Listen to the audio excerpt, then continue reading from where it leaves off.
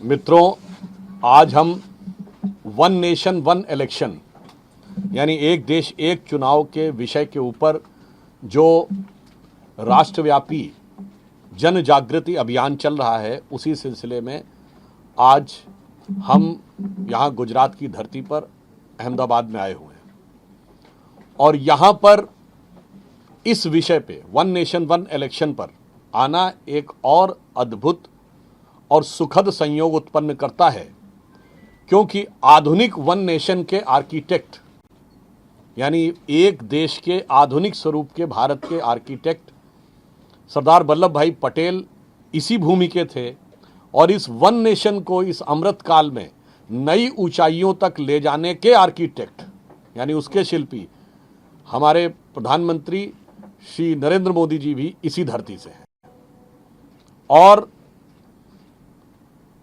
आज एक और सुखद संयोग है कि आज ही सरकार ने यह घोषणा की है कि प्रधानमंत्री जी जो इस समय आज गुजरात के दौरे पर हैं, वो सूरत में 41,000 दिव्यांग जनों को 5 किलो अनाज प्रति माह मुफ्त देने की योजना का प्रारंभ करेंगे और इसके द्वारा सूरत भारत का ऐसा पहला जिला बन जाएगा। अर्थात एक तरफ प्रधानमंत्री श्री नरेंद्र मोदी जी के नेतृत्व में भाजपा और एनडीए की सरकार देश के हर वर्ग को सशक्त करने में, मजबूत करने में और राष्ट्र की मुख्य धारा में सम्मिलित करने के लिए कृत संकल्पित भी है और प्रयत्नशील भी है।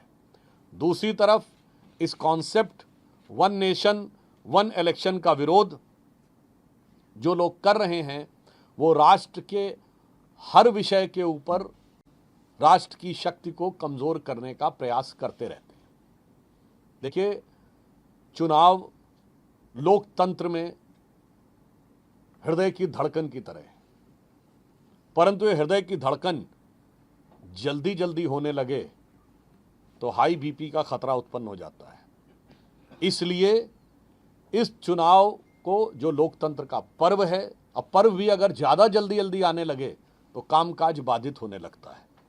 तो इस दृष्टि से लोकतंत्र के इस पर्व और लोकतंत्र के हृदय की धड़कन को नियमित, व्यवस्थित और राष्ट्र के स्वास्थ्य के सुचारू संचालन के लिए करने के लिए ही हमारी सरकार ने या प्रधानमंत्री जी ने यह अवधारणा दी थी और पूर्व राष्ट्रपति कोविंद जी की अध्यक्षता में एक कमेटी गठित हुई जिसने अपने कुछ सुझाव दिए हैं। और इस विचार का जो लोग विरोध कर रहे हैं, ये वही लोग हैं जिन्होंने भारत में हर नए परिवर्तन का विरोध किया है। ये लोग वो हैं, जब मुद्रा योजना की शुरुआत हुई इन्होंने कहा कि इतने अकाउंट्स खोले नहीं जा सकते। ये लोग वो हैं जिन्होंने कहा डीबीटी नहीं हो सकता। ये लोग वो हैं जिन्होंने कहा था जीएसटी लागू नहीं हो सकता। ये लोग वो लोग हैं जिन्होंने कहा था भारत में डिजिटाइजेशन नहीं हो सकता।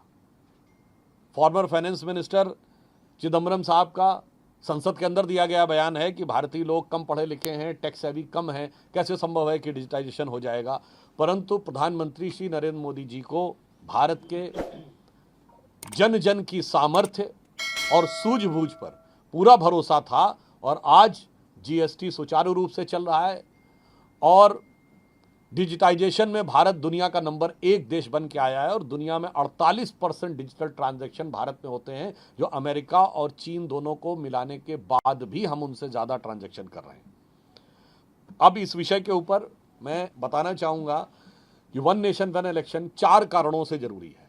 नंबर 1 फंक्शनल, व्यवहारिक reason, number 2 political, number 3 constitutional और नंबर 4 सोशल। तो फंक्शनल रीजन से इसलिए जरूरी है कि व्यवहारिक दृष्टि से जो देश का सिस्टम काम करता है, यदि वन नेशन वन इलेक्शन होगा तो काम बहुत आसान हो जाएगी। जैसे पिछला चुनाव हुआ, 1,35,000 करोड़ रुपए इसमें खर्च हुए, सरकार के खर्चे में कमी आएगी।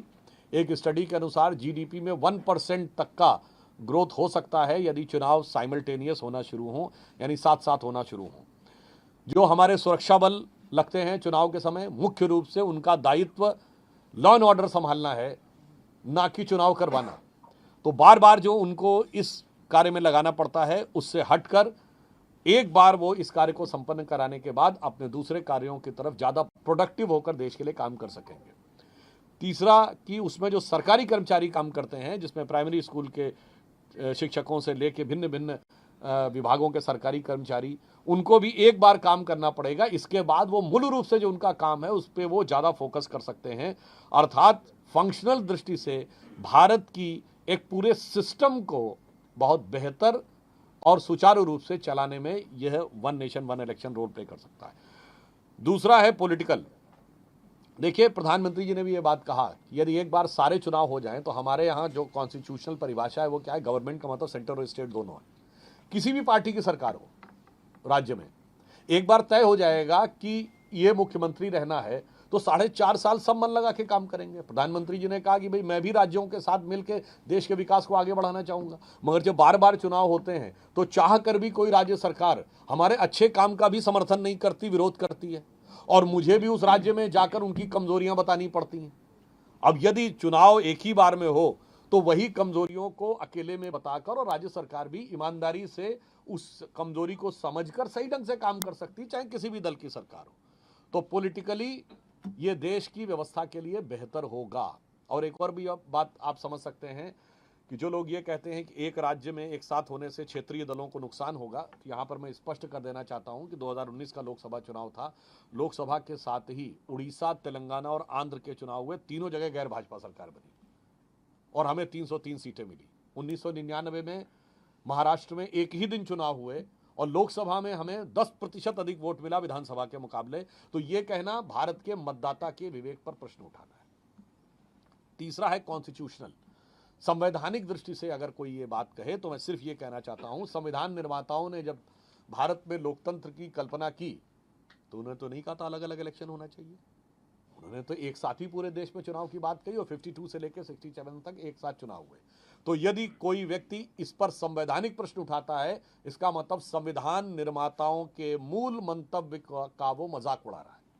दूसरा, एक दूसरे ढंग से constitutionally one nation one election लागू है। कोई एमएलए या एमपी की सीट बीच में खाली होती है त्यागपत्र से अथवा उसकी मृत्यु से, तो एमएलए और एमपी का जो चुनाव होता है वो शेष बचे हुए टेन्योर के लिए होता है। ऐसा नहीं होता वो कहता आज से मेरे 5 साल शुरू हो गए, नहीं, वो बचे हुए कालखंड के लिए होता। मैं स्वयं जब पहली बार राज्यसभा आया तो स्वर्गीय श्री अरुण जेटली जी की मृत्यु से जो सीट खाली हुई उनके देहावसान से, तो मैं बचे हुए टेन्योर के लिए आया था। बहुत सी ऐसी चीजें। इसका अर्थ क्या हो गया कि संवैधानिक दृष्टि से एक डायमेंशन में इस समय भी वह व्यवस्था लागू है। तो राज्यों के स्तर पर लागू करने में जो लोग कह रहे हैं कि कॉन्स्टिट्यूशनल प्रॉब्लम है, वो हमारे कॉन्स्टिट्यूशनल फोर फादर्स के दृष्टिकोण का भी अपमान कर रहे हैं और आज में जो व्यवस्था है उसे भी स्वीकार करने को तैयार नहीं दिख रहे हैं। और इसके साथ साथ एक ही बार में सारे इलेक्टोरल रोल हो जाएंगे जो सारे चुनावों के लागू होंगे, तो चुनावी प्रक्रिया को भी और बेहतर बनाने में इस बात में सहयोग मिलेगा। और चौथा पॉइंट जो मैंने कहा सोशल, वो सबसे महत्वपूर्ण है। देखिए, चुनाव के समय एक सरचार्ज एटमॉस्फेयर होता है जो बहुत से ऐसे तत्व जो कि देश के अंदर एक दूसरे के खिलाफ नफरत पैदा करना चाहते हैं उनके लिए बहुत फर्टाइल ग्राउंड क्रिएट करता है। और बार बार ये मौका आने पे उनके पास ये मौके बार बार मौजूद रहते हैं। यदि एक बार में चुनाव होगा तो मुझे लगता है इस ढंग की स्थितियां नहीं होंगी। जैसे मैं उदाहरण बताना चाहता हूं, जो व्यक्ति के विरुद्ध या समाज के विरुद्ध जो नफरती बयानबाजी होती है